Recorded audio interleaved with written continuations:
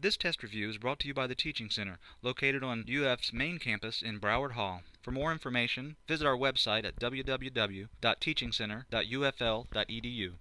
So my name is Jordan.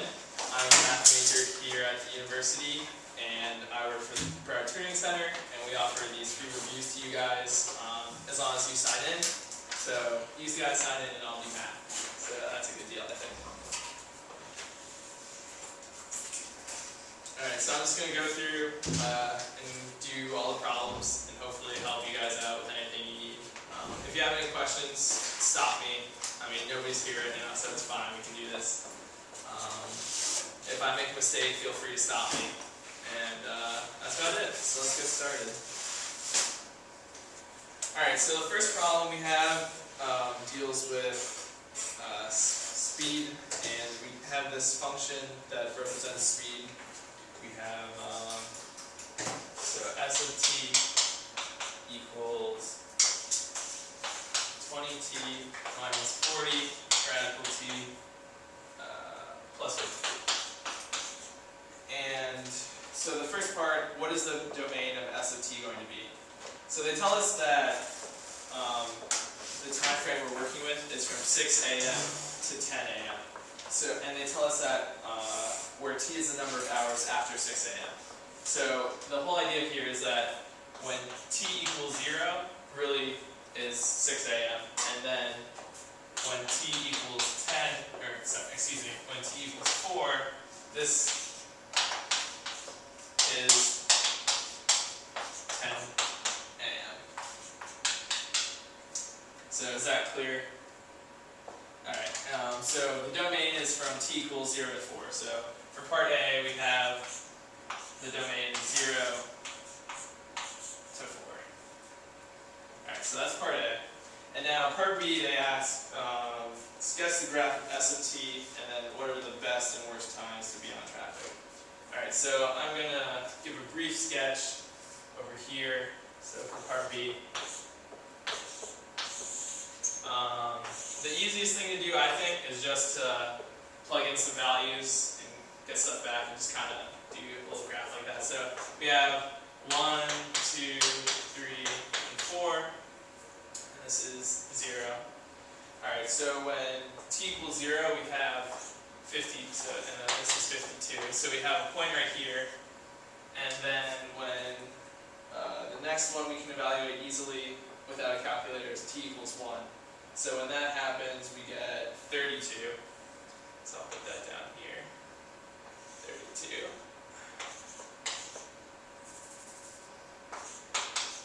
Alright, and the next easiest point we can evaluate at is 4, because we're taking square roots. So when we plug in 4, we're going to get 52 again. So it's probably going to look something like this-ish. Alright, and now they want us to know what are the best and worst times to be in traffic on 13th at this time. So best and worst, that's basically saying when am I going to be moving the slowest and when am I going to be moving the fastest in traffic, right? So if that represents our speed, we're basically trying to maximize and minimize our speed function, right? So to do that, we have to take derivatives. So S prime of t, we differentiate each term, so we get 20, and then this is going to be minus 20t to the negative 1/2. And we set this equal to 0. And when we do that, we see that t equals 1. So now we have 3 values we have to check. We have to check our 2 endpoints, and we check our possible relative extrema. So we're going to evaluate S of 0, S of 4, and S of 1. Alright, so S of 0 and 4 we already did. These are going to be 52. Alright, and then, sorry. 52. And then S of 1 we said was 32. So this represents our speed. So the worst time is when t equals 1 is the worst. And then when t equals 0 and t equals 4, these two are the best. based on our time intervals, this corresponds to t equals 1 corresponds to 7 a.m. and then t equals 0 and 4 correspond to 6 and 10. So the best time to be on 13th is at 6 and 10 a.m. and then the worst time is at 7. Alright, is that good for everybody? Alright, so we can move on.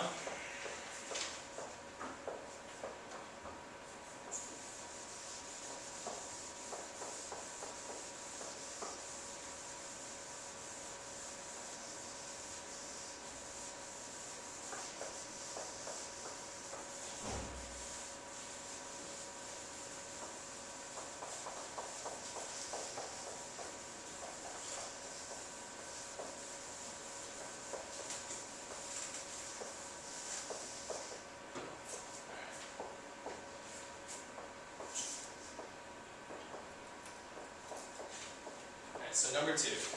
So which of the following functions have inflection points at x equals 1 and x equals negative 1? Alright, so basically the easiest thing to do is just take the second derivative of both functions and then plug in 1 and negative 1 and see if we get 0 back. Because and then we'll just test. So we have that f of x equals x to the 5th over 5 minus 2x cubed over 3 plus x plus 2. So our first derivative is going to be x to the 4th minus 2x squared plus 1. And then our second derivative is going to be 4x cubed minus 4x. Alright, and we set that equals 0. And we're going to see that x equals 0, or x equals negative 1, 0, and 1. So we can do a y prime test, y double prime test, just to make sure that these are inflection points. But I'm going to tell you right now that these all are inflection points. So this function does work for 1 and negative 1. So we would just plot these and then do our number line test. All right. And now for part B, we have g of x is equal to 4 over 3 plus x squared. So this means g prime of x is going to be equal to negative 8x over 3 plus x squared. And then g double prime of x is going to be 3 plus x squared times negative 8 minus negative 8x times 2, 3 plus x squared, 2x, all over 3 plus x squared. So you get this guy, and you would plug in 1 and negative 1. And the fact of the matter is that g double prime of 1 does not equal 0, and g double prime of negative 1 does not equal 0. So for this guy, it doesn't work. So the answer to number 2 is just f of x. Yeah. Isn't the denominator supposed to be 3 plus x squared to the 4th? Yeah. Alright.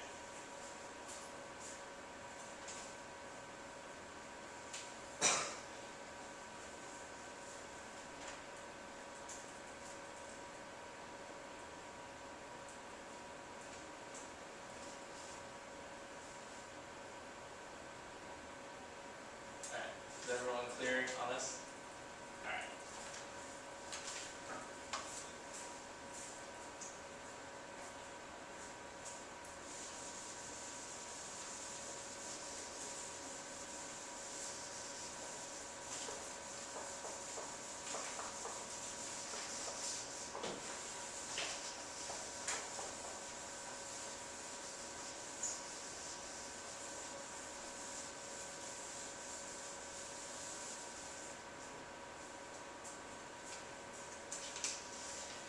Alright. So problem number 3. So they tell us that f of x has horizontal tangent lines. So we have horizontal tangents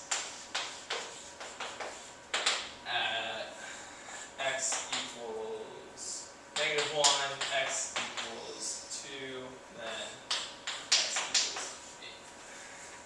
Alright? And so they want us to basically figure out where the relative extrema are. So this problem actually uses the second derivative test. And the second derivative test is, so let's say that we have x is a potential critical point.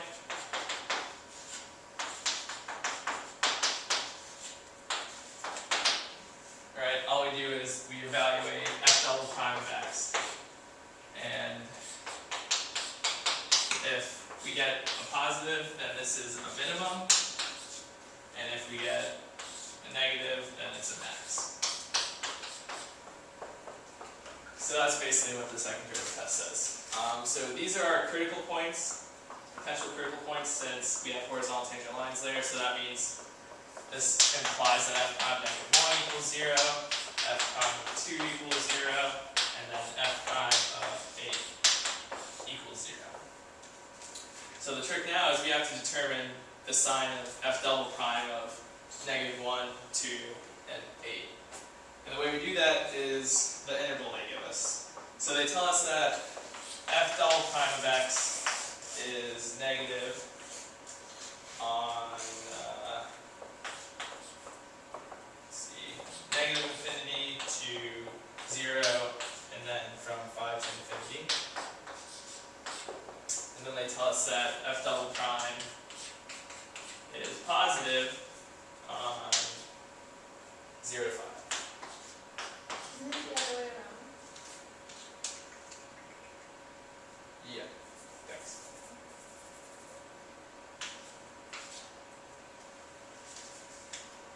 Okay, so basically we're just going to look at these x values and then see what intervals these fall on, and then check what the sign of f double prime of x is. So when x equals -1, that's going to fall under this interval. So f double prime of -1 has to be positive. We don't know what value it is, but we know that it's positive no matter what. So that means that f double prime of -1 is positive, which means that there's a min. Next we do the same thing for 2. So f double prime of 2, we look on our interval, it's on 0 to 5. So f double prime of x is negative. So that means f double prime of 2 has to be negative, which implies that it's a max. And then we finally do the same thing for 8. So 8 is on this interval, so it's positive. So f double prime of 8 is positive, which means it's a min. So we have relative minimums at -1 and 8, and a relative max at x equals 2. So, any questions on that?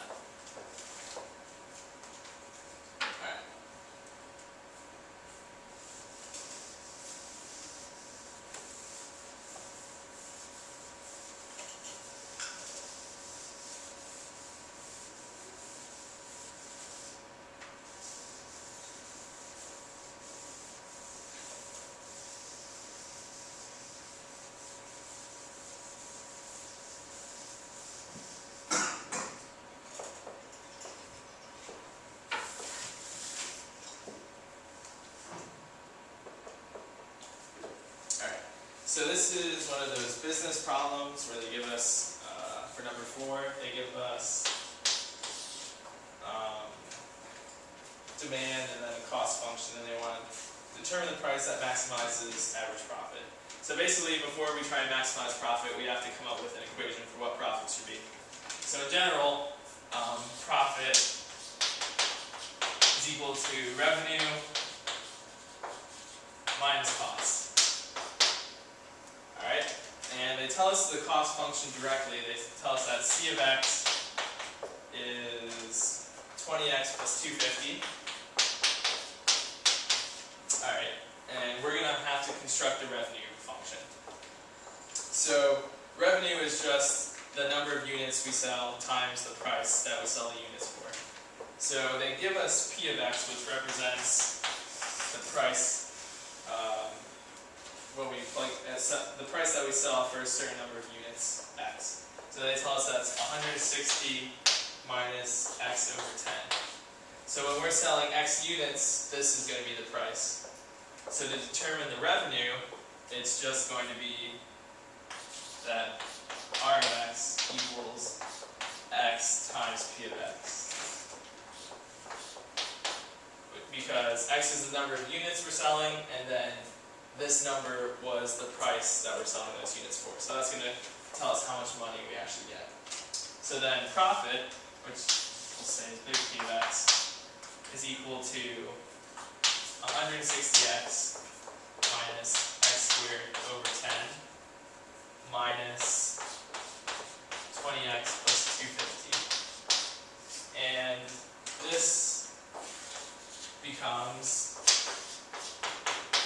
P of x equals negative x squared over 10 plus 140x minus 250. Alright, so this is our profit function, and we want to maximize profit. So we're just going to take the derivative of this, set equals 0, and do what we normally do. So P prime of x is going to be equal to negative x over 5, so there's supposed to be an x there, plus 140. Alright, which means that when we solve this, set equals 0 and solve, we get x equals 700.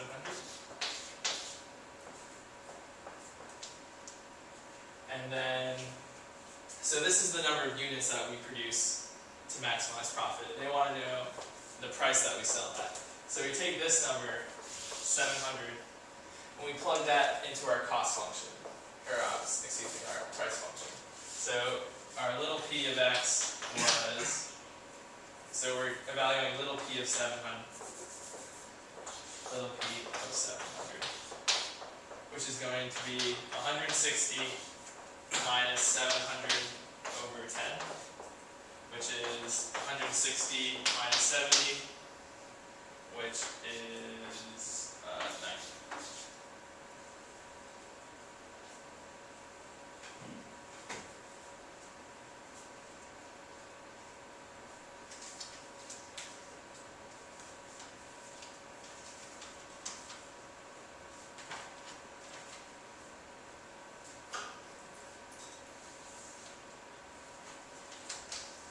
So any questions on kind of that?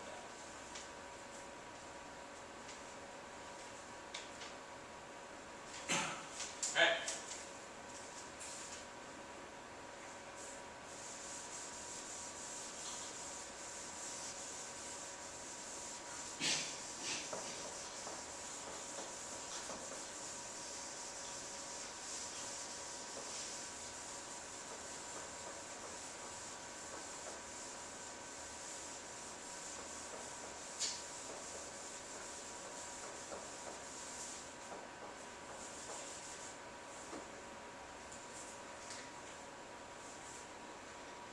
Alright, number 5.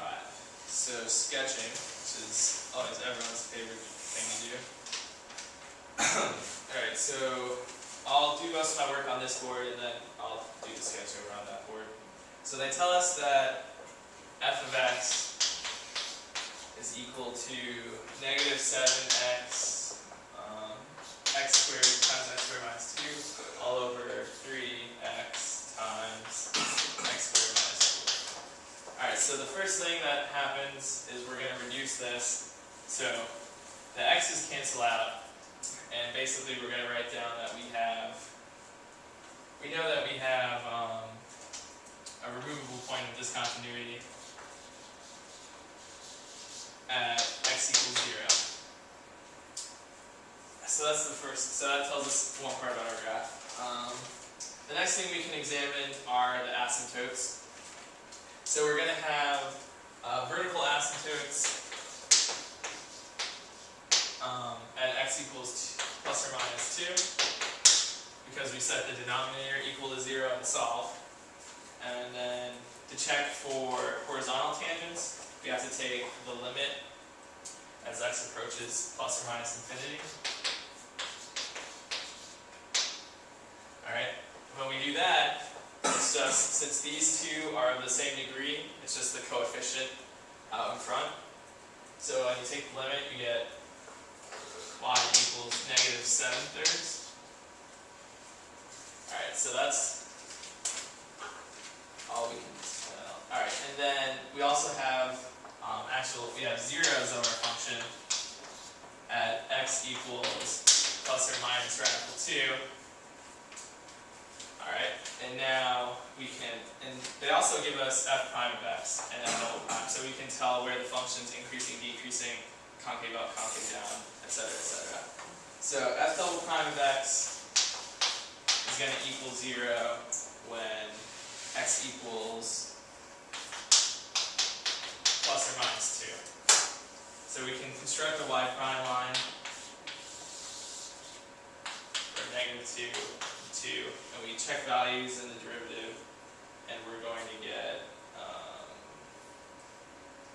positive, and then greater than, it's still positive, and then less than is negative.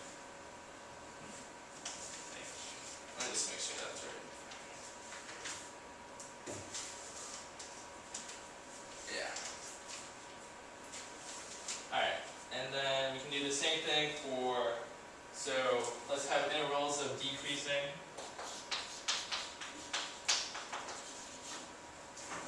Is going to be from,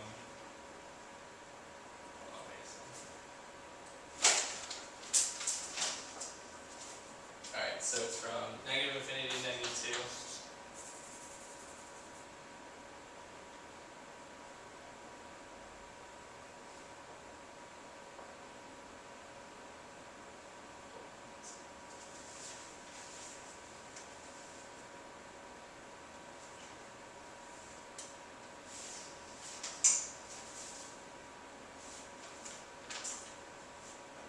Oh,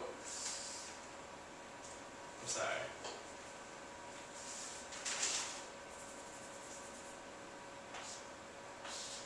forgot to do this. Okay, because this was, alright, this is negative, then this is positive. Alright. So decreasing from negative infinity to 0, and then increasing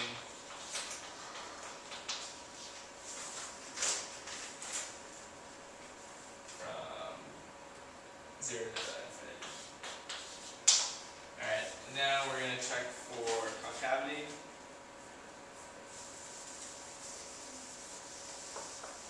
Alright, so f double prime is going to be equal to 0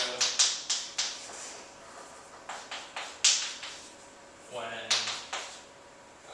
let's see, x equals plus or minus 2. Alright, and so we're going to do our y double prime line.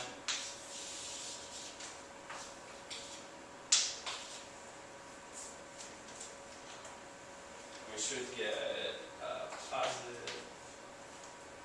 Here's the text.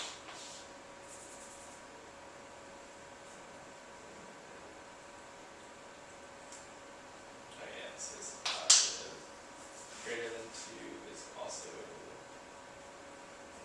negative, and then this is positive, and then this is negative. Alright, so we're concave up from negative 2 to 2, and then concave down from negative infinity to negative 2, union 2 to infinity. Alright, so now that we've done the litany for this function, hopefully we can graph it. So I'll do that here.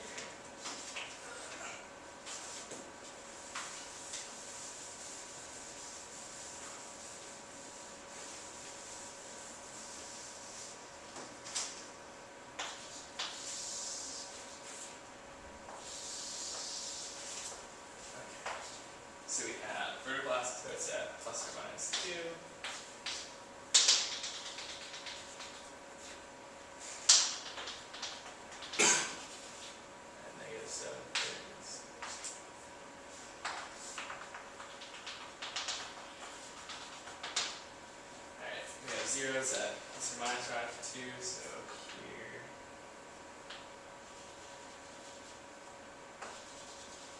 Here. And then we're decreasing from here to here, and we are concave down.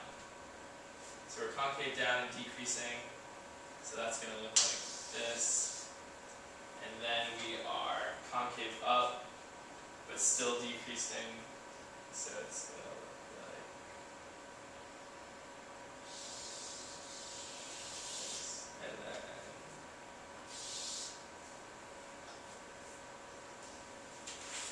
so that. Alright.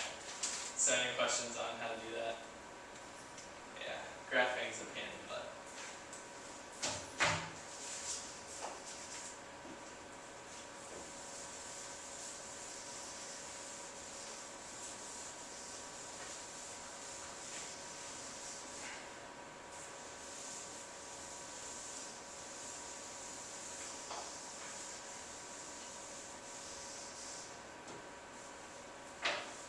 Alright, where were we? Okay, so for part 6 I'm just going to do F, and then I'll skip the other ones if we have time. I'll go back and do them if you guys are interested. But it's all basically the same. Alright, so basically we're doing the same thing again. It's called the litany. And you just figure out everything about the graph. So we have f of x is equal to 3/4 x to the 4th minus x cubed minus 3x squared plus 4. Okay, so we take the first derivative. That gives us 3x cubed minus 3x squared minus 6x. We take the second derivative, you get 9x squared minus 6x minus 6. Alright, and now we set both of these equal to 0. Alright. So when we set this equal to 0, we get 3x times x squared minus x minus 2, 0, which is 3x times x minus 2, 1. So we have that x equals 0, negative 1, or 2. So those are our 3 fun points, our critical points. So now we test them on a y prime line to check max mins and increasing, decreasing.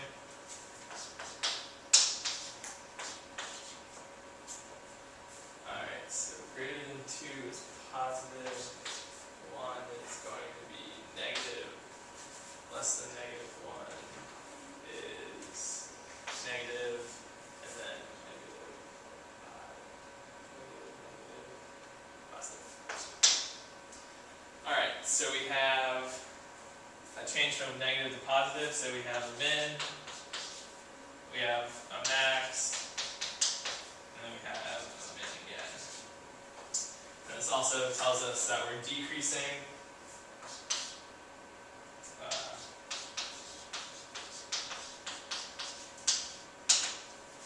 from negative infinity to negative 1, union 0 to 2. And then we're increasing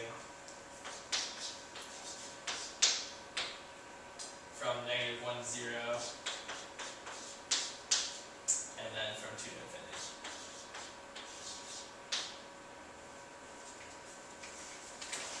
Alright, so that's for increasing, decreasing.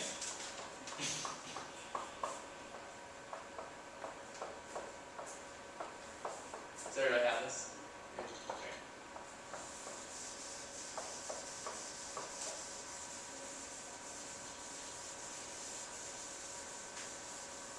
Alright, and now to do concave up, concave down, we do set this guy equal to 0, so we have 9x squared minus 6x minus 6 equals 0, which is 3x squared minus 2x minus 2, 0. And this is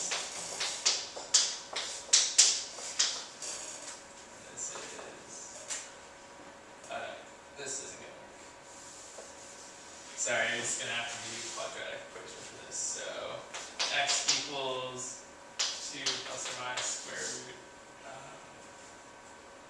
4 minus 3 minus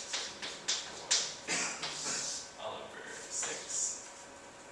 So x equals 2 plus or minus radical 28 over 6, which reduces to 1 plus or minus radical 7 over 3.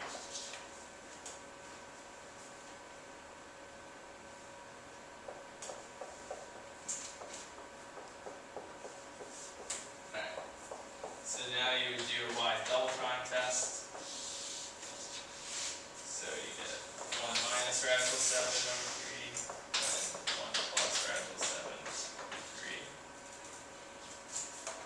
Alright, so this is negative, and this is going to be positive, positive. No, yeah. Alright, so then we are concave up on, I need more room, sorry. Okay, I'll write it over here. So we're concave up from negative infinity to 1 minus radical 7 over 3 union 1 plus radical 7 over 3 to infinity, and then we're concave down from 1 minus radical 7 over 3 to 1 plus radical 7 over 3.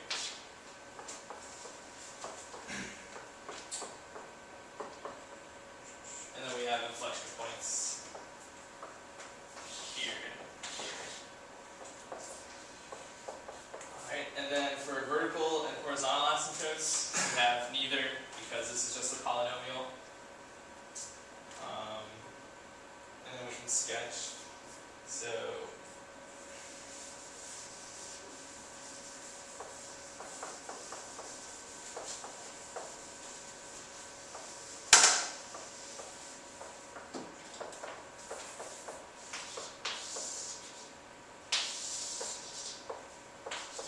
alright, so we have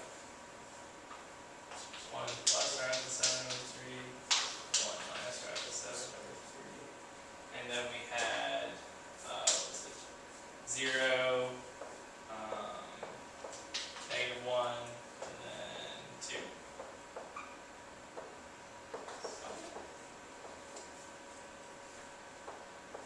Alright. No, 2's over here.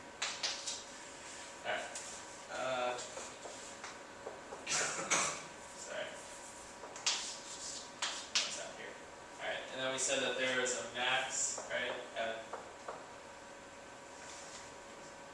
Max at 0 and then mins over here. What did I have? Did anyone write it down? Yeah. Okay. Probably looks something like it's concave down and concave up. So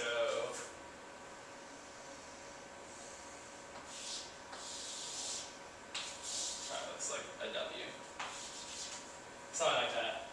Quartics usually look like that. And that makes sense because these would be 2 mins and then a max. Alright, so something like that. You can fill in the details. So any questions on that?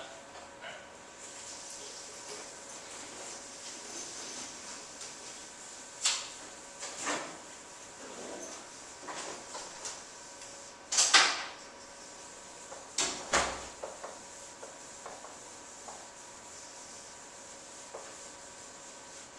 Alright, so where were we? Alright, number 7.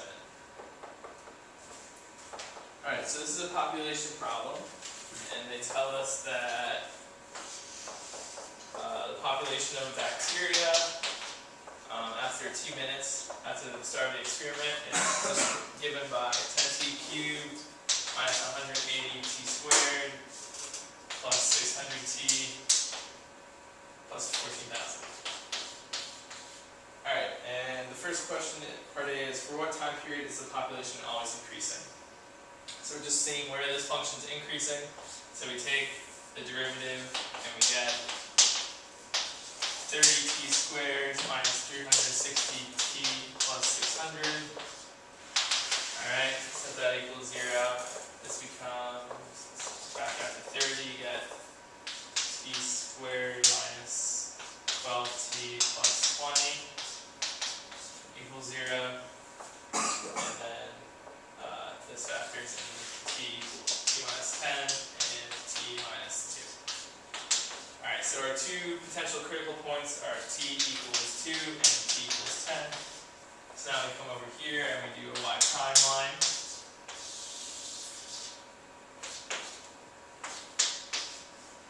Alright, and we check, let's see, so 5. It's going to be negative, and then greater than 10 is positive, and then positive. So always increasing. It's going to be from 0 to 2 union 10 to infinity.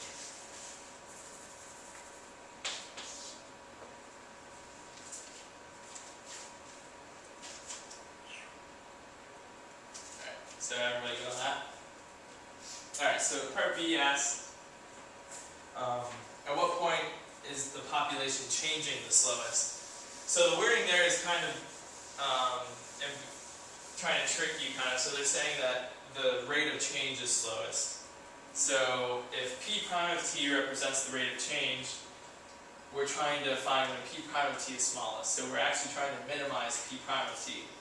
The way we do that is just the way we minimize any other function. We take the derivative. So the derivative of p prime of t is p double prime of t. And we're going to get 60t minus 360 equals 0. And when you solve that, you get t equals 6. And we can check on our y double prime line that we're going, it's negative and then positive. So we have a minimum there of this function. So the population is increasing the slowest at time equals 6. Any questions on that? Alright.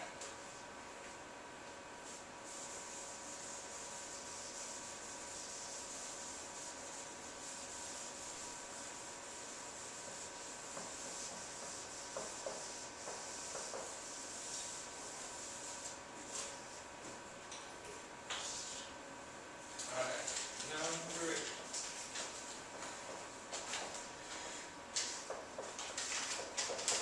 Alright, so finding absolute min and max values, on this interval.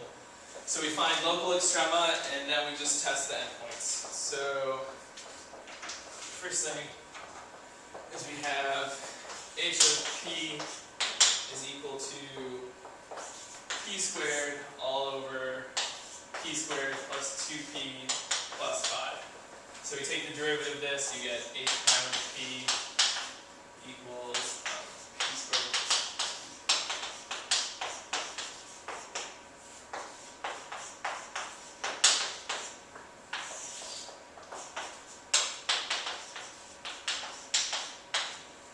Alright, so we get this, and then this is going to become 2p cubed plus 4p squared plus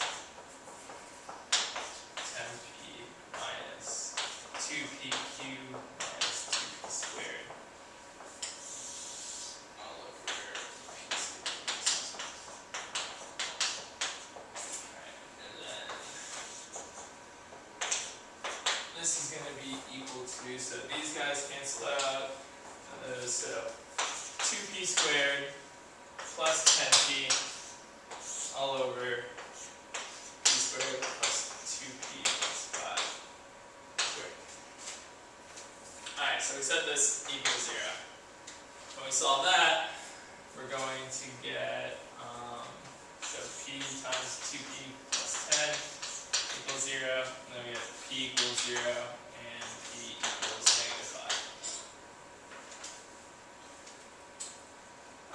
So, and then we have to remember that we're on the interval from -6 to -1. Alright, so 0 is not a good number, 5 is the potential.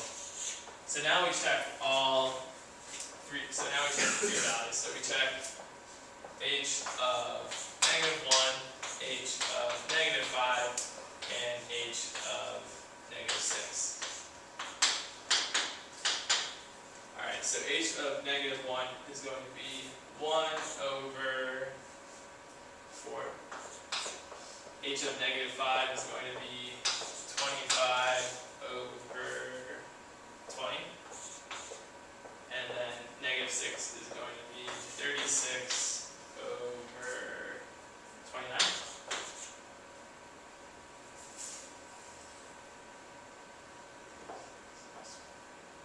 Yeah. Okay, so this reduces to being 5/4, and then this doesn't reduce. So the largest value is this guy, and then the smallest value is this guy. And then this is the max. This guy's the big.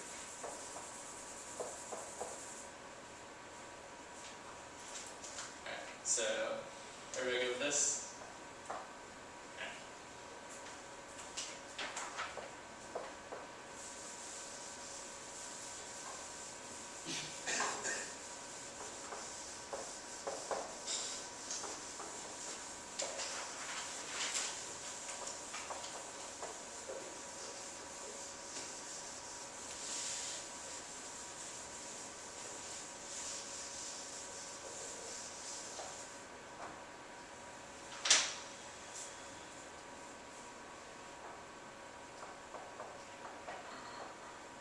Okay, so I guess I'll try and graph this, sort of.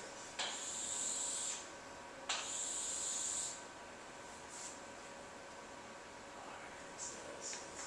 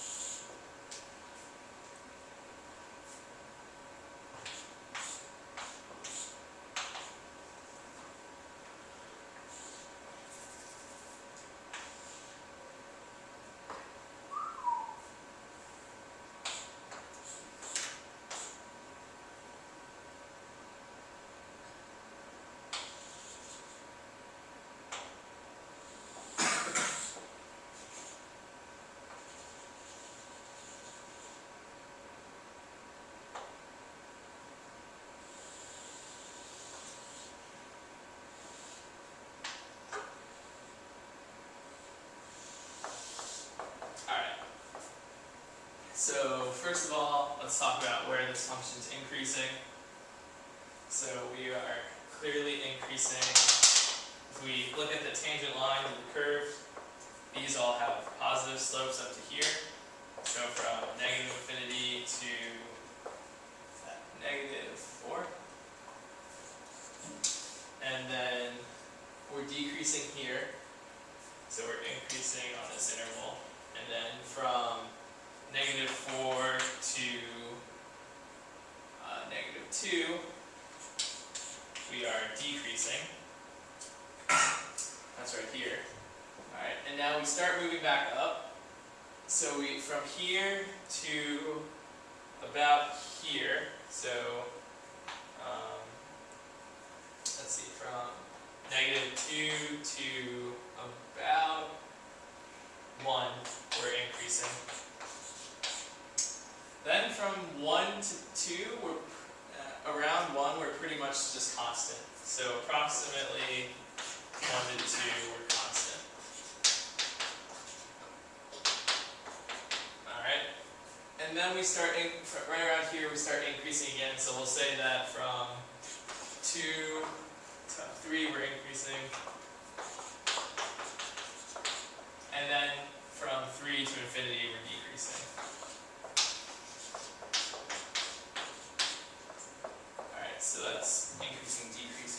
constant. Horizontal tangent lines. Okay, so that's the one horizontal tangent line is at x equals -2. We got this guy down here. And then possibly up here because we stall out, but it's hard to tell with the graph. It's not different. Okay, and then not differentiable. So if we come to a sharp corner right here, so that's no good. Then we also come to a sharp corner right here, so that's no good. And then it almost looks like the function is vertical right here. And if the function is vertical there, then we can't have a slope because vertical lines don't have slopes. So the derivative won't exist there. So it shouldn't be differentiable there. And then concavity. So we are concave up here. And then we turn concave down between here. Then we turn concave back up. And then we go back to concave down. And then back to concave up. It's a little confusing. Alright, and we can come back to the sketching. But does anyone have any questions on analyzing a graph? It's pretty straightforward, I feel like. Alright. Number 10 and 11 are kind of less straightforward. They're more, I don't know. I don't really like them as questions, but we'll try and tackle them.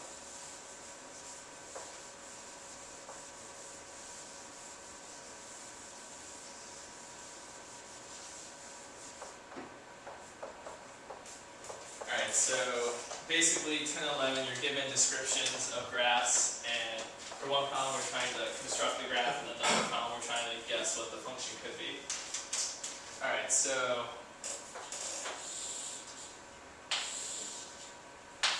this is going to be 10.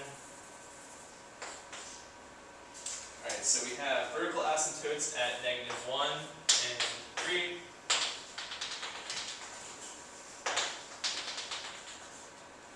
Alright. Then we have a horizontal asymptote at y equals -3.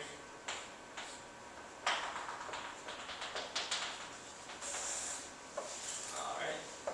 And then we have that f of 1 is -3. And we have no y-intercepts, so that's important. So no y-intercepts. And then we're concave up from -infinity to -1, union -1 to 1, union 3 to infinity. And then, so that means we're concave down everywhere else. So basically we're concave down from 1 to 3. Alright, and then we're only increasing on -infinity to 1, and then we're decreasing everywhere else. So we're decreasing from 1 to infinity. Alright.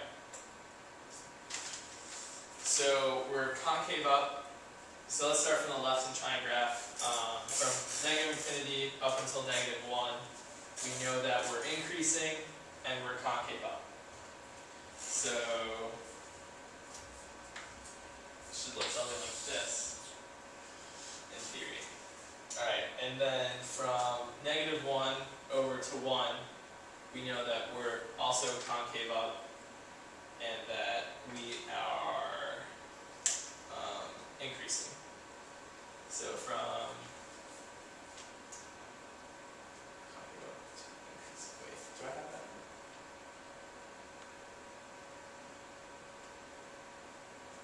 Increase. Oh, from -1. Okay. So then we're okay, that makes more sense. Sorry, guys. I read the problem wrong. We're only increasing from -infinity to -1. So that means we're decreasing from -1 to infinity. Okay, that makes more sense. Alright, so from here to 1, we are decreasing and concave up. So that looks like this.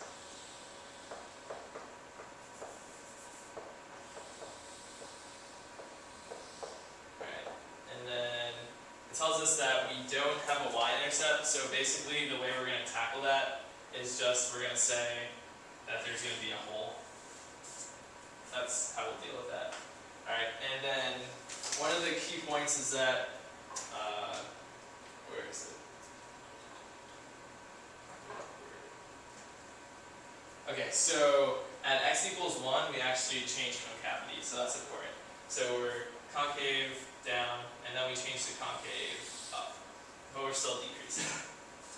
Alright, and then past our vertical asymptote, which was 3, we should be decreasing and concave up.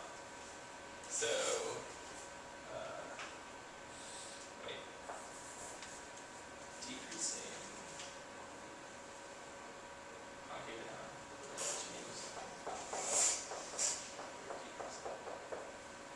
okay, so it goes back to being like this.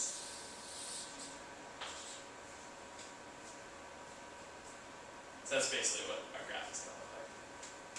Do you guys agree? It's fairly good.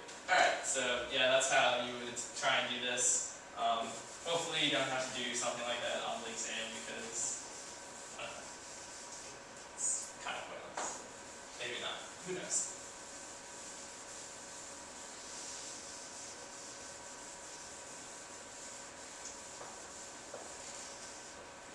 Alright, and then for question 11, I'll be honest, I don't really know how to explain it that well, but I'll try and go over the details of it and maybe it'll be more intuitively clear.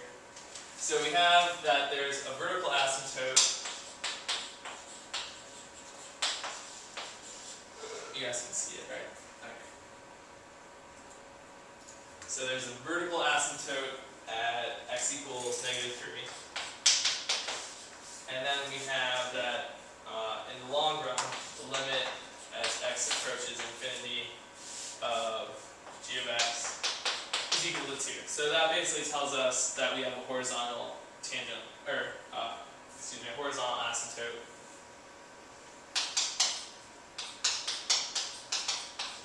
of y equals 2. Alright, and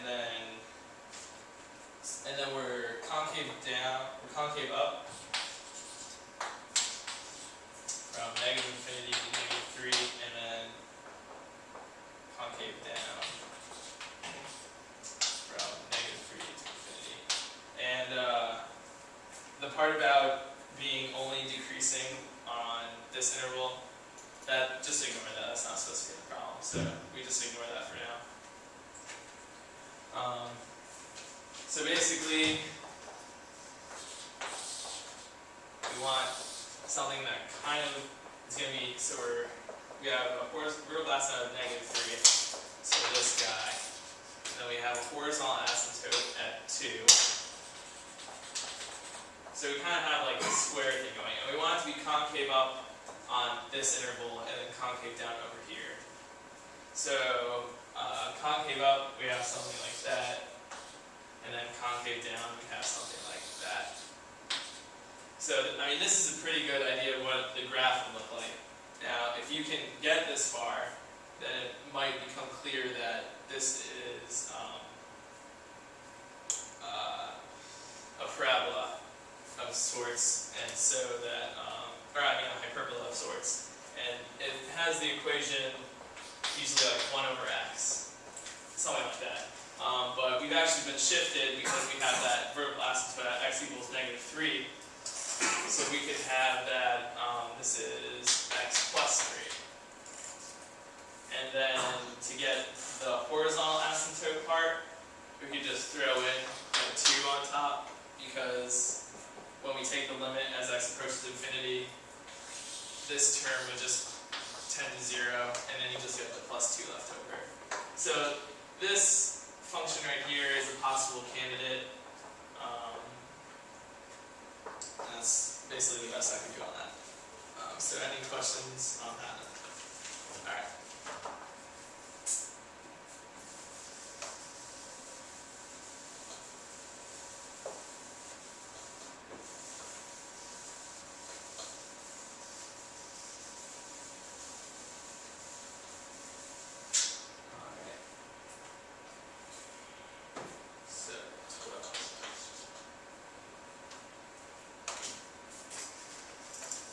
so approximate 1.97 to the 6 using differentials.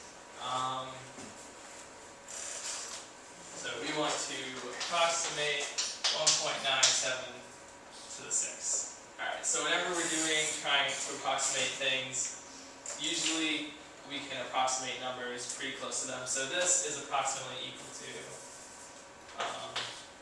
2 to the 6, which we know is 64. Alright, so there are two ideas. I'll go over the first. So basically, did you guys learn it where you just do dy over dx and then multiply through with differentials? Like that basically? Okay. So we need a candidate for a type of function that this could represent. So if this number down here represents what we're plugging into the function. So a good candidate might be y equals x to the 6th. Alright?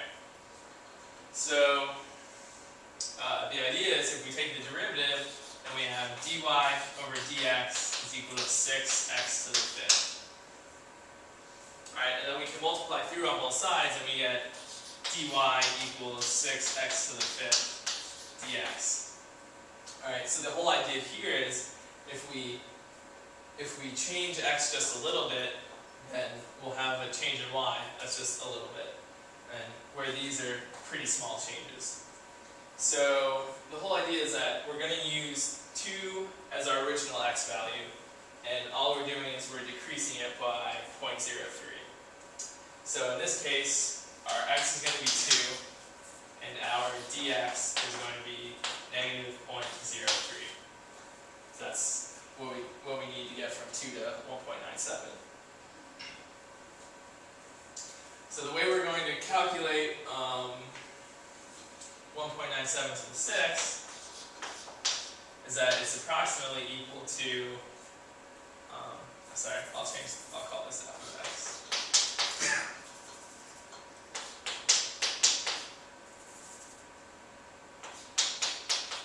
Alright, so 1.97 to the 6 is approximately equal to f of 2 plus this guy. So plus 6x to the 5th dx. Alright, so we know f of 2 is 64. And now over here, we just plug in 2 for x and negative 0.03 for dx. So you get 6 times 2 to the 5th, which is 32, times negative 0.03. Alright, and you would evaluate that out, and that would be your answer. So that's one way of doing it.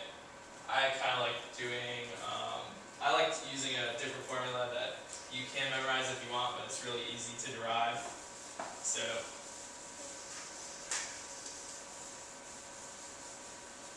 and this is basically the same idea, but just in more detail. So, we know that f prime of x is equal to the limit as h tends to 0 of f of x minus f of x plus h minus f of x all over h, right? So if h is really small, then we can just say that f prime of x is approximately that for small h. Right? So, and if we rearrange this, what we're going to get is that hf prime of x is approximately equal to f of x plus h minus f of x. And then when we move over again, we get f of x plus h is approximately equal to f of x plus h times f prime of x.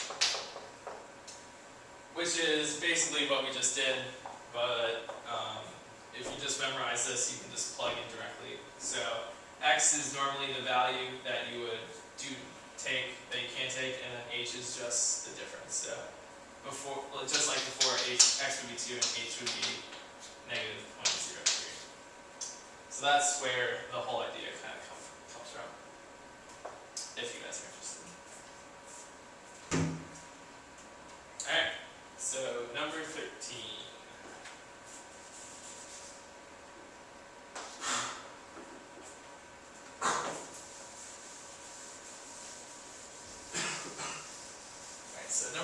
15 deals with linearization. So basically we just have to construct our equation of our line and then plug in an appropriate value of x. So we have that we're trying to linearize y equals cube root of 3x minus 4. Alright, so you take the derivative, you get y prime equals 1/3 3x minus 4 to the negative 2/3 3. So you get 3x minus 4 to the negative 2/3. Alright, and we're using an a value of 4.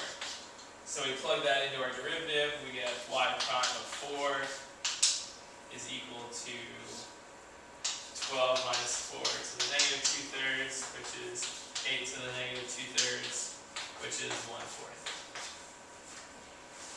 Alright, and since we're using a value of 4 for a, we get that our point is 4, and then we plug in up here, and we get a y value of 2. So here's our point, here's our slope. Now we're going to construct the equation, our linearization. So we get y minus 2 equals 1/4 x minus 4, and we get y equals x over 4 plus 1. Alright, so for values of x close to 4, this is a good approximation. Alright, so now we have to figure out what x value to plug in here. So the way you do that is we know that we're trying to, here's my eraser.